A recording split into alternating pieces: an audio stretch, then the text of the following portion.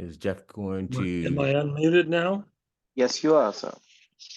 Thank you. So I assume that if I missed a session, that you're sending out replays. Yeah. Yep. Yep. We're sending there should be an email with the replay link that you get. And if you didn't get the replay, let us know if you didn't get that link. Okay. And then do each of these sessions kind of stand alone? So if I only watched one or two now and watch the third one in 3 months, would it still make sense? Yeah, each one of the sessions will make sense because they're contained in their topic. So those will all make sense. The power, though, is to be able to watch all of the sessions, because then that's going to give you the full context and all the things that you need for the inclusive interview. But you can watch each section independently. I know you put out a book recently. Does it talk about inclusive interviewing if I buy the book as well?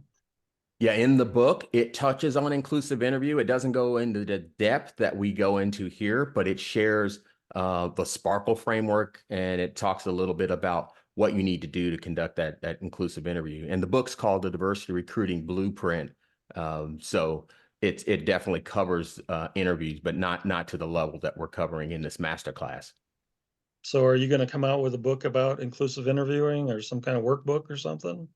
Yeah, I have a workbook coming out, and it should be produced here pretty soon on inclusive interviewing, and it'll have all the information that we're talking about in this masterclass, in addition to other information that'll help someone really improve their inclusive interviewing capabilities. So it's a great question.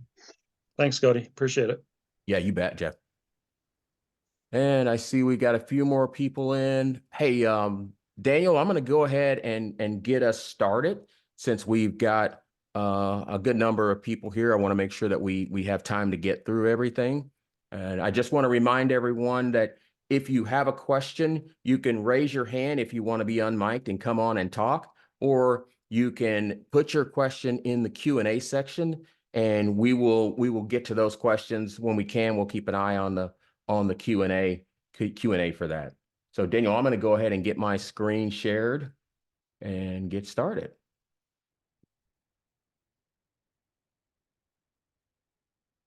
All right, I'm sharing there we go. You seeing my my screen? No, we're not. Yeah, it's loading now. Okay, I think there might be yep, we can see it. Perfect. Great. Well, welcome to the Inclusive Interviewing Masterclass. We're in session 3 today. We had session 1 and session 2. Both those are available on replay. If you don't have the replays, let us know and we'll get you the links to the replays. Today, we're going to cover one of my favorite topics, and that's unconscious or implicit bias in the interview process, and how that will help you get through and conduct an inclusive interview. One of the things about unconscious bias is we all have it. And so it's not something to be ashamed of or afraid of. Today, I'm going to help you learn, how do you recognize it? And so I'm going to lay out some of the unconscious biases that are most common. There are thousands of these, but we're going to lay out a few of them today. And then how do you mitigate that bias when you recognize it? And then what are some of the things that you can do to help the candidate? Because everyone has bias. All bias is that unconscious bias is just your brain's way of trying to get you back to safety or back to a familiar area. And so when you get in contact with something that is not something you're familiar with, or it's new to you, or it's different to you, your brain is going to try to put you back into a safe environment with the unconscious bias. So if you have any questions, put them in the Q&A, or use the feature to raise your hand, and we'll go ahead and get started. And we'll have plenty of time through this session.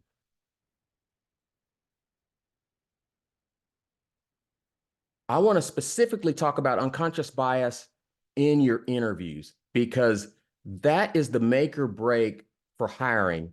And if you aren't hiring the best people for your company, then you're going to have a really difficult time achieving the goals that your business. So mitigating and recognizing unconscious bias is really a business imperative. It's more than just trying to be a nicer person or trying to be a better person.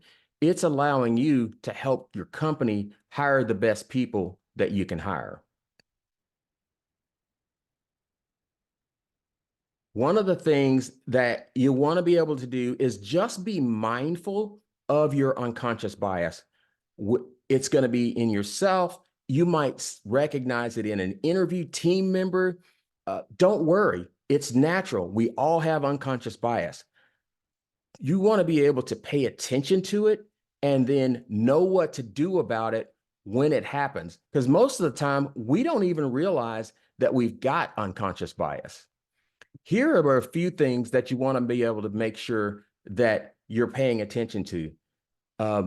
You want to be able to avoid taking that shortcut and making a decision on a candidate. The bias is going to cause you to shortcut. Let's say you're interviewing a candidate and there's stuff that shows up that they're totally different than you, and you're saying to yourself, I can't put my finger on it. It's just a gut feeling, or it's something that didn't seem right, or I don't think they're a fit, or any of those kinds of phrases.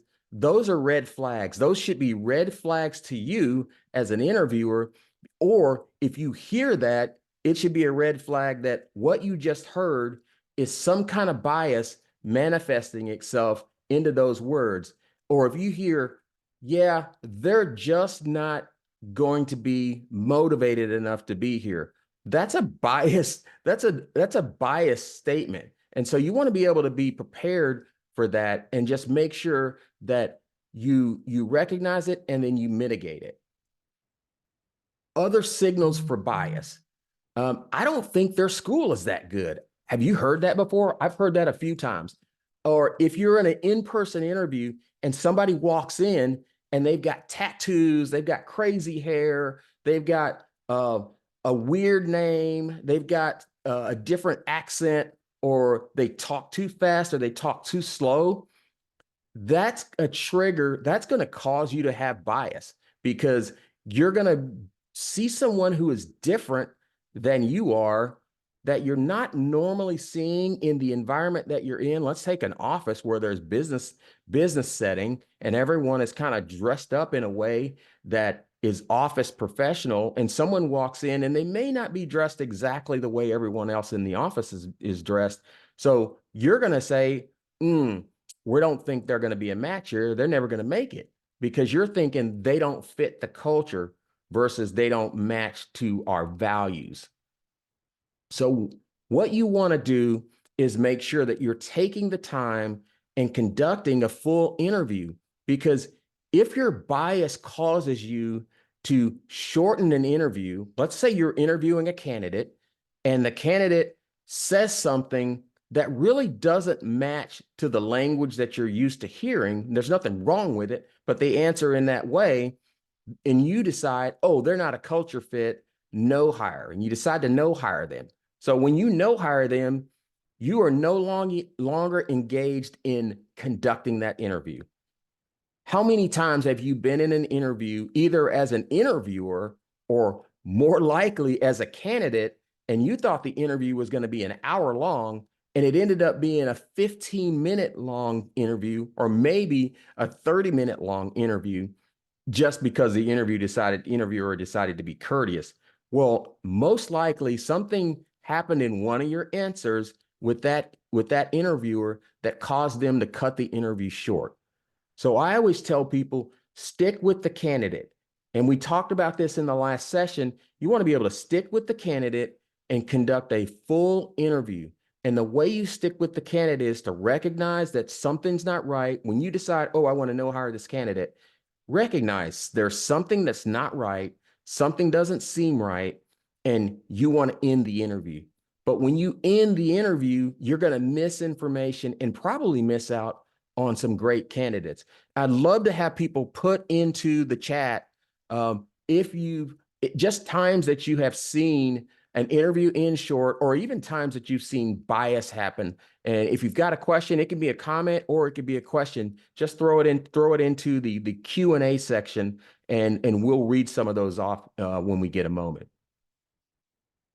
What I want to talk to you about now is just the types of bias that you might come up against.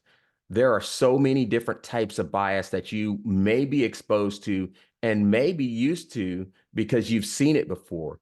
One of the biggest ones is first impression bias, because when we first meet somebody, when we first see someone, we're going to have an impression of them. You know, you always hear that saying about first impressions. You only get one time to make a first impression, or first impressions are lasting. When that candidate walks in, let's say a candidate walks in, they look good, they sound great. You can see that candidate through those rose-colored glasses, because if they look like everyone else in your organization and they're dressed like everyone else in your organization, you're already thinking, hey, we got a winner here. We're going to do well with this candidate. So that first impression bias is that tendency to make a judgment about a candidate based on just that initial interaction and their initial appearance. It also causes you to overemphasize some of the superficial factors, like their dress, what they look like, what they sound like. Do they have an accent? What's their name? How's the name spelled? Is it something that you're familiar with, or is it something that you're totally uncomfortable with? If you're going into an interview and you see people who are sharp looking all in the lobby, and then you see one person in the lobby who really isn't dressed the way that everyone else is dressed, and they're really not looking like everyone else looks, there's a good chance your first impression bias is going to cause you to have a negative feeling about that candidate.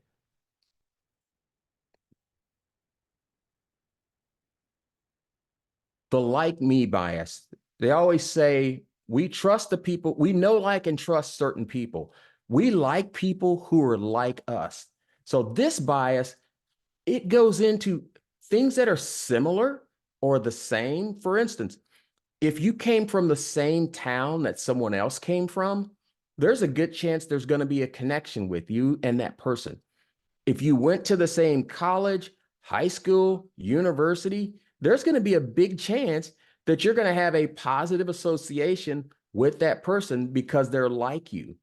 If you worked in the same company at any point, and let's say you were in the service, in the military, and this other person was in the military, and they're in the same branch of the military that you were in, you're going to have that like me bias kicking in. And that like me bias, sometimes known as affinity bias, it's just a natural indication for you to be just like that person. You go, hey, this person is someone I really relate to that person. When you can tell when the like me bias is happening, because someone says, yeah, I really relate to that person. You know, their answers really resonated with me. I really appreciate it. You know, some of the things that trigger that, if a candidate is bonding over some shared hobbies, maybe you like sports, maybe you like gardening, maybe you like fishing. There's that connection that's being made with the candidate that allows you to like them and makes you like them more than you might if another candidate is totally different, or you like their degree. So sometimes you're going to give that candidate a break during the interview because you like them.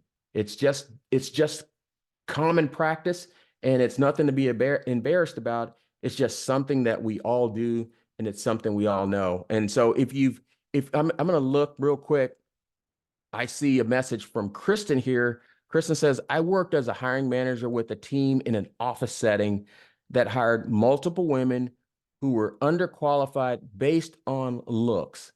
It was upsetting enough for me to leave the company after 2 years.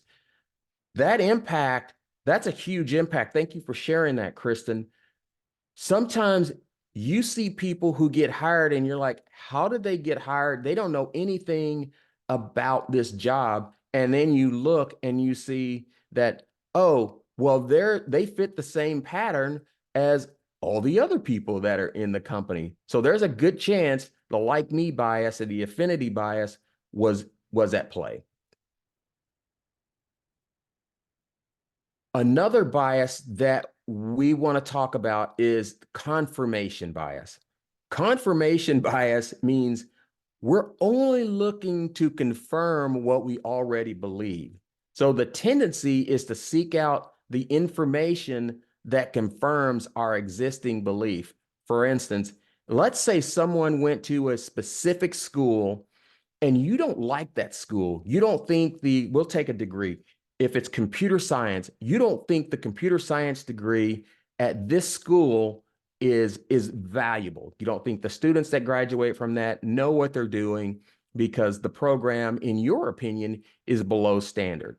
What you're going to do in that interview is you're going to ask them questions, especially if you're not doing a structured interview or a competency-based interview. You're going to ask them questions that are kind of stump the chump questions, because all you're looking to do is confirm that, oh, yeah, their program wasn't that great, so they're not that great, and they don't know that much. And so you're gonna confirm exactly what you believed. Or if you think people from this part of the country or this part of the world don't really know how to pick a job, don't know how to sell. They don't know how to do a long sales cycle sale. So we don't ever hire people from that part of the country. If you get someone from a part of the country that you're believing that, you're going to confirm, you're going to validate that what you thought is correct. And you're really going to disregard other information because your bias kicked in. And when your bias kicks in, chances are you're going to miss other information because you're not going to do a full interview and truly assess that candidate. So that's confirmation bias. I'm not going to ask you to memorize all of these bias. This video is going to be available as a replay. We're also going to provide you with just some of the common bias as a guide. So you'll be able to download that guide and be able to use that. And so don't worry if you can't remember all these. No one's an expert in this space. But the bias I want to talk about now is the affect heuristic. And this is a bias. It could be, you could call it the emotions bias. It's a bias that makes a difference on how you feel.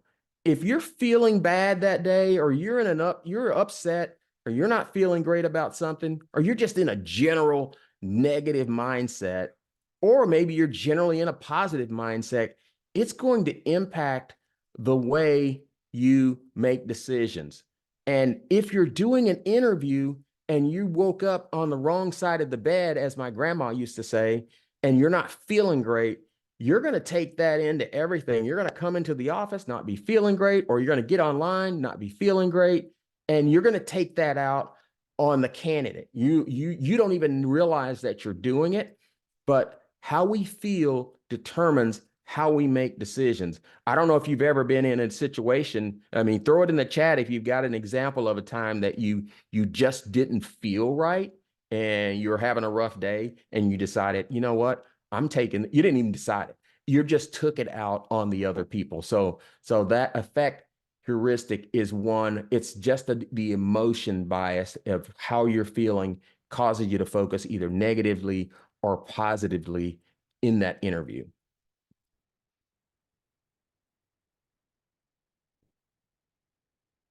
Expectations anchor. This one, we don't even realize this is happening, but this happens all the time. We rely on that first amount of information that we received to make a decision.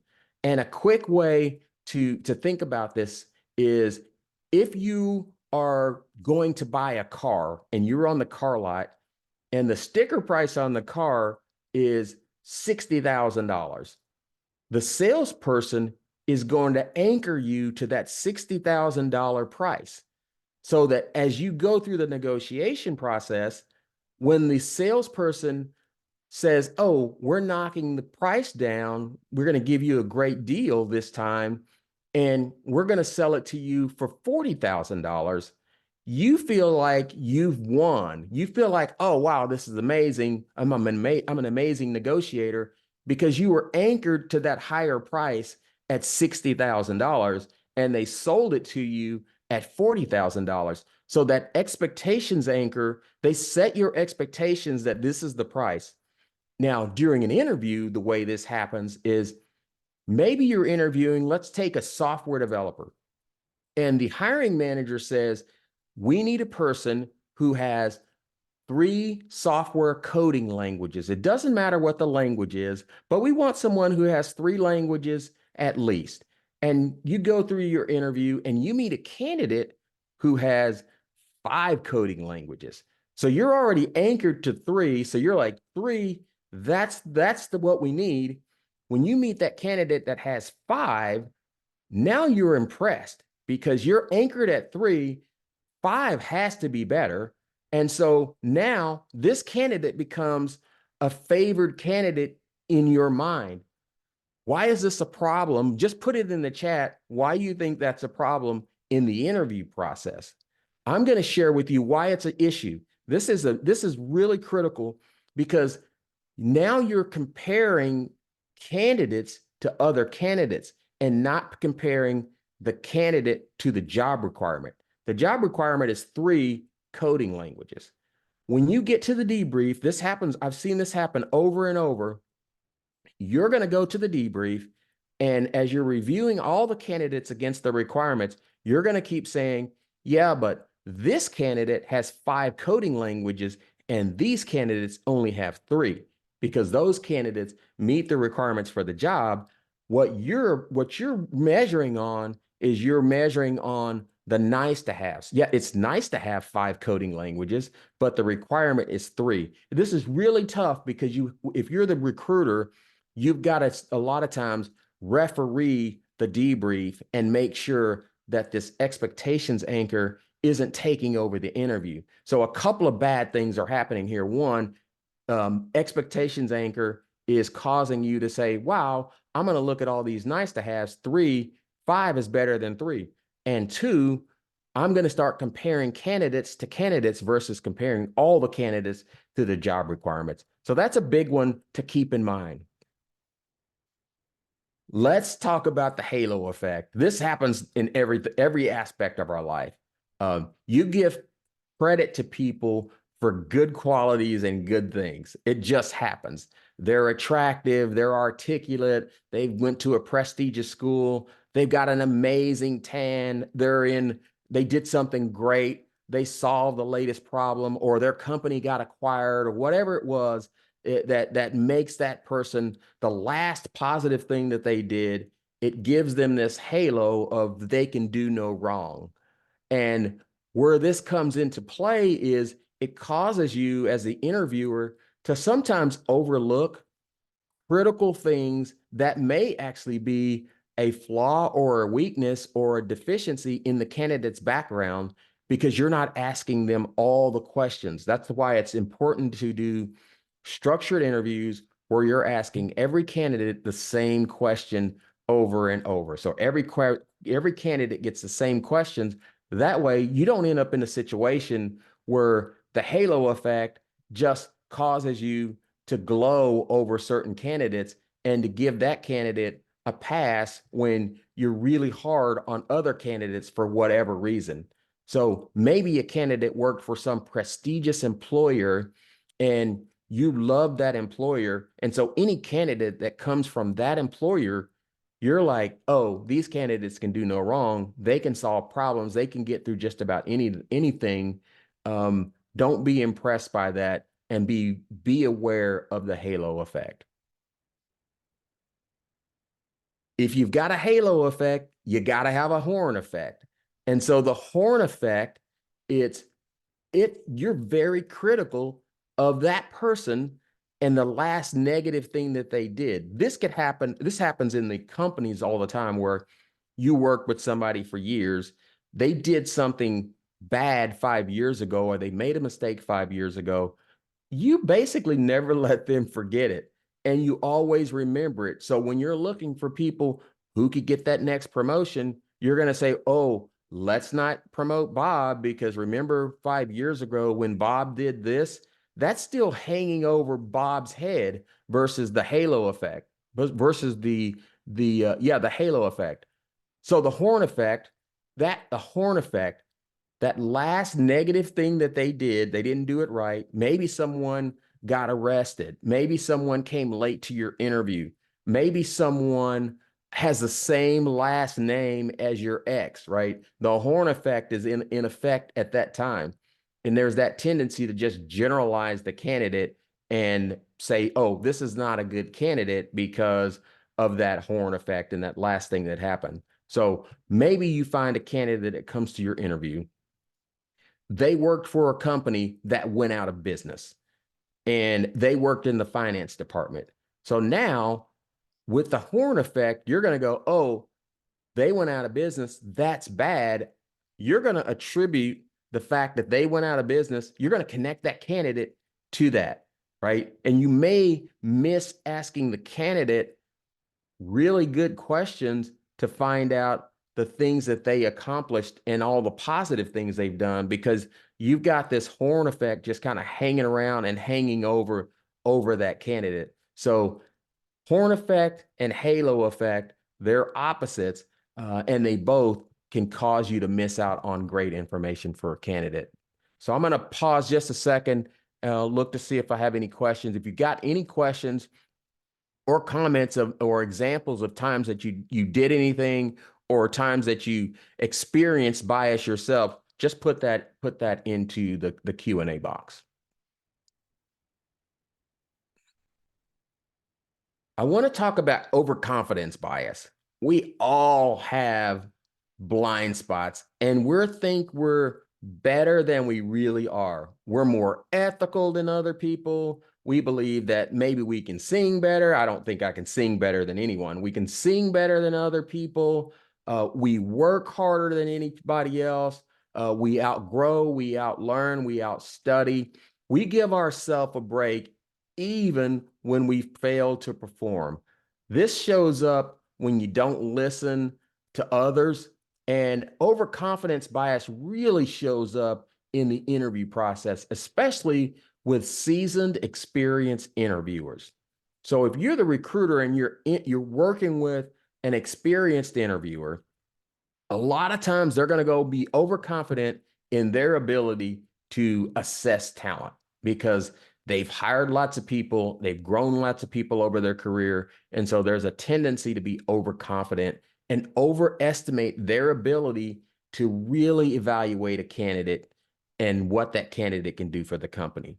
They're going to disregard information from other people, and they're really going to rely on their own personal intuition and experience. Example might be an interview believes that they can accurately assess a candidate's capability with a very short interview. Oh, I can do a 10-minute interview and I can tell right away.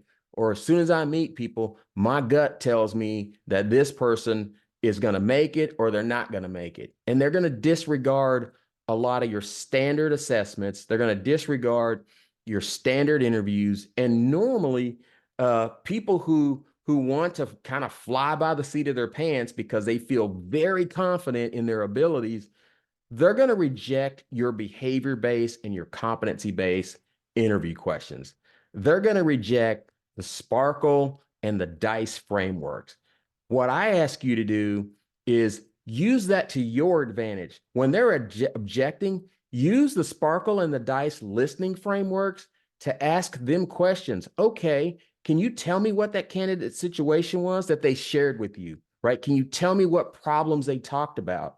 What was their action? You want to be able to coach that overconfident interviewer through their interview through what they believe is their strength, right? They believe their strength is assessing talent, and it's assessing talent in a way where they're saying, I don't need no stinking standard interview, right? I've heard that so many times, but I just flip it on its head and don't argue with them. I ask questions using the Sparkle and DICE listening frameworks. Just remember, overconfidence bias is a big one. We all have it. We're all overconfident in something. So I encourage you to be aware of this one. Beauty bias. this is like that first impressions bias, but we think people who are attractive, they've got an amazing tan, they've got all the right clothes, they've got all those things, on and on and on. That beauty bias is where we think people who are attractive by whatever standard that is, do better and perform better and are better at the job. So whatever standard someone is trying to say is attractive and good looking, that's a bias, right? And it's not even true. It's the perception that people have given based on what we see in society, on the covers of magazines, all the actors and all the stars and all those people. So be aware of that and just recognize when it's happening in your own world. This is the one that's probably going to cause most people stress and anxiety. It's conformity bias. It means it's that tendency to go along with the group, right? I'm going to go along with what the whole group says instead of taking the time and taking a stand and taking the risk to stand up and be different. You won't solve problems better with groupthink. Groupthink is not going to help you come to the best solution because everyone's just going to agree and say yes. So you may tend to hire people that you shouldn't hire just because the whole group thinks about it. And so this is where the debrief comes in, because a lot of times people just throw their hands up and give up during a debrief. And they don't want to argue. They don't like the candidate because the candidate didn't meet the requirements for the role, but other people thought the candidate was amazing because they, one, thought they were a culture fit, two, thought their instincts told them they were amazing, and three, they had a gut feeling. So those are three terrible reasons to hire a candidate. And so conformity bias is the one that you're really going to have to battle with, and it's the one where you're going to have to challenge yourself to take a stand. So when you're in that next debrief and you're managing through the debrief and you're moving people along and you're talking with the hiring managers, you want to be able to ask questions. You want to be able to ask more questions around specifics. And that's where you can still, again, use the framework, use the Sparkle framework to ask questions in the debrief, the DICE framework to drill down and ask more questions so that the interviewers who are sharing their insight or sharing their reasons don't just get to use whoever is the loudest, whoever can talk the loudest, and whoever can get the most people on their side. They have to use the criteria for the job to actually make a hiring decision. So you're not just conforming to what the group says, you're actually paying attention to what actually happened during the interview, and you're not just overemphasizing what the group says and what the group wants to do. Just because everybody agrees, it doesn't mean it's right. So I'm going to see, I don't see any questions. One of the questions that I was asked is, how do you get the confidence to take a stand on some of these issues? And there's no easy answer. I think part of the answer is be mindful and be thoughtful about the implications of not doing this right. What does it cost when you make a bad hire? And if you were in a position to do something about it and didn't do something about it, that's one of those cases where you could save not only your company, but your team and yourself a lot of heartburn down the road by just taking a stand and asking the questions. Because if you're asking questions, it's different than arguing. When you're asking questions, people have to answer the questions. And if you're asking the right questions, it helps you get to a better solution.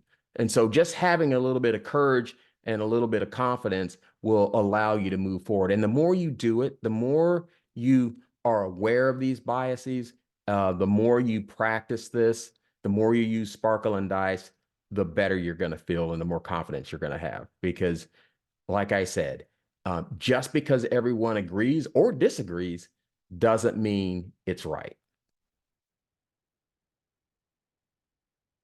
Let's talk about intuition. I've touched on this a little bit. Intuition is your assumptions that lead you to base decisions on feelings instead of fact. They're like, my instincts tell me this. I've got a gut feeling about this. I've got a hunch about this. When you hear those words, that tells you somebody is using their bias and they're using their intuition. And when you get that intuition answer, that's not a great answer during an interview. So having those structured interviews, holding them to the frameworks, and making sure that you're going through all the steps versus just accepting, yeah, I got a gut feeling, oh, they're not a culture match or they're not culture fit. All those kinds of things are the things that are going to cause you to have a lot of pain down the road. And you're not going to create, most importantly, you're not going to have an inclusive interview, which is what you're trying to do. So let me see if we've got any questions. I don't see any new questions in the chat or in the Q&A, so I'm gonna keep moving. I wanted to share some tips with you to consider. Here are some tips that will help you with your inclusive interviews. One is include diverse interviewers. So if you're the hiring manager or the recruiter and you're structuring interviews, include a set of diverse interviews because you're going to get viewers. You're going to get different ways of thinking. When I say diversity, I'm not talking just race and gender and all that. I'm talking the way people think. Get people who think differently, who may have different jobs, who may have different experiences, who come from different places. Get those people on your interview because then you're going to have different perspectives that show up. Where you can, include two people in one candidate interview or more people, or do a panel interview, because you want the question to go out and you want multiple people to hear the response, because every person who gets the response is going to hear something different. And so you want to be able to capture that and make sure that you're getting a broad perspective on what the candidate says, and that allows you to make a decision. You want to also make sure that as you're interviewing, focus not on culture fit, focus on your core values and the skills and the behaviors that you want to see in that job. So focus on the values that you're looking for and not culture fit, because the culture was probably built by people who are not the people you're interviewing and you're trying to bring in. The culture was probably built by a homogeneous group of people who just formed the culture, and it just kind of evolved. It wasn't even deliberate or intentional in that way. The other thing you want to do is make sure that you create some kind of scoring system or interview scorecard that goes with your structured interviews, because then that gives everyone the same kind of information that they need to evaluate candidates for. The other thing is to be clear with the criteria of assessing each candidate. You're going to assess all the candidates with the same criteria, and make sure your interviewers, as you as the recruiter or the leader or the recruiting leader, you want to make sure that the criteria is clear for every person who's on that interview. And then when you're in the debrief, make sure that everyone gets the chance, who interviewed the candidate, has the opportunity to share their feedback and make sure that their answers are clear. They have an opportunity to complete their thoughts, and so set ground rules. And then during that debrief, my recommendation is that you have the most senior person in the group go last. That way they don't influence and bias the other interviewers as they're sharing their feedback on all the candidates. So have that senior person be the last to speak and give everybody the floor and the opportunity to share their insight. We talked a lot about bias. We talked a lot about the kinds of bias that are there. I want to talk about, how do you mitigate bias? The ways that you mitigate bias is, first, recognize your own bias, and we all have it. And so if you're sitting there now saying, I don't have bias, you might want to check yourself, right? And go back and recognize that we all have bias. It's just human nature. Find your trigger. There's normally something that triggers the bias. It causes you to react, and it causes your brain to go into the, let me get back to something familiar. Let me get back to safety. And so being able to recognize it and know that trigger helps. Some of the things that you can do to overcome this and to mitigate it is just slow down. I pause. And when you think about it, you may want to take breaths, start to breathe, get a glass of water, right? One of the ways is to just take a drink, have your water next to you, have a drink, and that'll slow you down. If your candidate has a bias or your candidate freezes, maybe you see the candidate with bias, probe the candidate for more information. Say, hey, can you tell me a little bit more about that? Right? Because both the interviewer and the candidate have bias. So asking questions causes you to think a little bit more than making statements. And then just keep learning. The way you mitigate this is to go over this content again, get familiar with the frameworks, get familiar with a handful of the biases, and get really comfortable with how you feel when you have bias, because a thought's going to happen, and then you're going to have an emotional feeling response to it. And is that a bias response that you're having? And if so, put it in check and just recognize it, and then slow your process down so that you can actually deal with that bias. So if you've got any other suggestions, put them in the Q&A on how you mitigate bias, or how you've mitigated biases, and how you've overcome some of the challenges around that. So I want to thank you for spending the time going through this section on unconscious bias. This section, compared with session 1 and session 2, will allow you to conduct a truly inclusive interview and give you tools that you can use to get much better at interviewing, not only as the interviewer, but also as a coach helping other interviewers.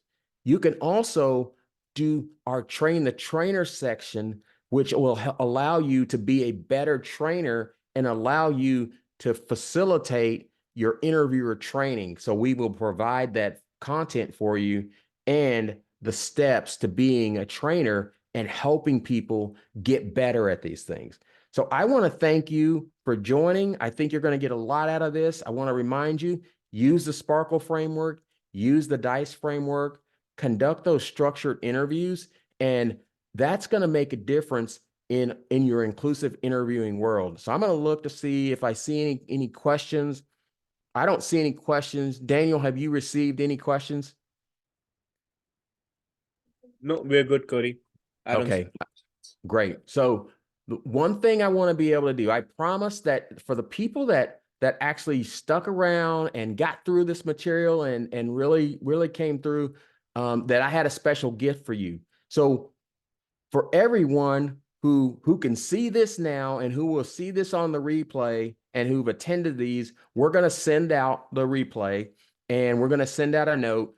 I want to give you a free copy of my audio book, a free download of the Diversity Recruiting Blueprint, and have you be able to download that, because this will enhance your ability to do your diversity and inclusion recruiting. So I want to thank you, and as my gift to you, you get a free download of the Diversity Recruiting Blueprint.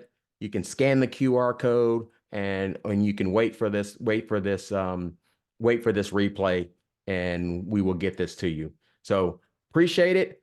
Have a great day. Thank you.